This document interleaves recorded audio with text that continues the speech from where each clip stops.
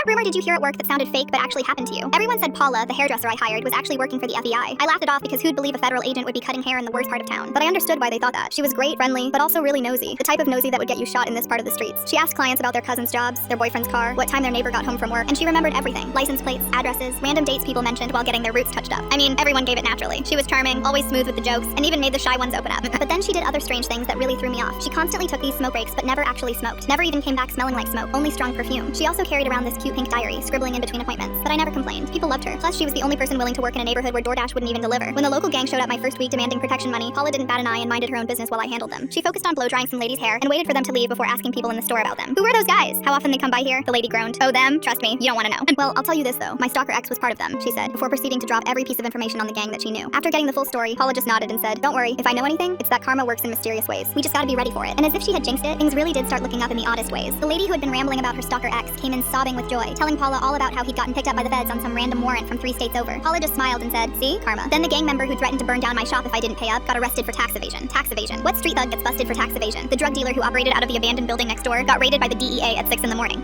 Issues I'd had to deal with all my life started vanishing like the universe suddenly made a to-do list, and I started to wonder if Paula had anything to do with it. I started noticing patterns. Paula's smoke breaks happened right before police sirens. The questions she asked matched details I'd hear about later when someone got arrested. She somehow knew which clients to book on which days. Like she'd randomly reschedule someone and that'd be the day bullets went through our front window. And for some reason, people started calling us the Miracle Salon. They'd come from across the city just to get their hair done and tell Paula their problems like she was a priest who could directly ask God for some instant karma. She'd listen while shampooing their hair and ask these specific questions. Where's he live? Car? House? Thank you cards started coming to the salon saying the craziest things like, ever since my haircut, my abusive husband's crimes finally caught up. I was overwhelmed by it all. Not really in a bad way, just that my head couldn't keep up with all the things happening. Within months of opening up the salon, the streets suddenly got safer and the city felt more colorful and alive. I tried asking Paula what she thought about all this craziness. She just laughed loudly and played it off. Oh, I wish I was some messiah, but no. I just cut hair and listen to problems, and sometimes give advice if I can, but all the blessings weren't always so great. The local gang controlling the streets got more restless. They placed graffiti across the shop, calling us a cursed snitch salon. Paula just painted over it herself in her spare time. Criminals are so superstitious, she said. Then, last month, the gang leader himself showed up with the entire group, holding baseball bats and other weapons. This salon is cursed, he said. Everyone who comes here, you're done. Just before I could walk over, Paula pulled me into a cafe across the street and whispered, "Don't do anything." I tried to shake her off. "That's my store they're breaking." She pulled me down into a chair and shook her head. She opened her phone and gave one simple line. "It's happening." Within 3 minutes, the street was swarming with federal agents. They arrested the whole gang right there on my salon floor. I'm done. Paula and I watched through the dusty window as they loaded everyone into vans, leaving the streets empty and clear. I watched the whole thing with wide eyes and looked back at her. What was that? That's when she finally told me the truth. She stayed in this neighborhood for a couple of years as a kid before moving away, but the friends she made here never left her mind. She worked with the FBI for 15 years before specifically requesting this assignment. I read your file and your story, heard about your dream from others in the neighborhood before I officially went undercover. Not only was it the perfect cover to clean up this place, but you also reminded me of my own mom growing up who ran a laundromat before we moved away. Everything she mentioned completely blew me away. I could barely believe her even after watching the arrest happen live. She handed me the cute pink diary she always carried and showed all the notes she took from each client. I nodded, finally open to believing. So what happens now? Paula offered me witness protection, but I said no, insisting that the neighborhood was safe now. Paula stayed as a hairdresser, but sometimes leaves to go do whatever the FBI do. Last week, she opened up the idea of us franchising to another city that needed help, and honestly, I might be down for it.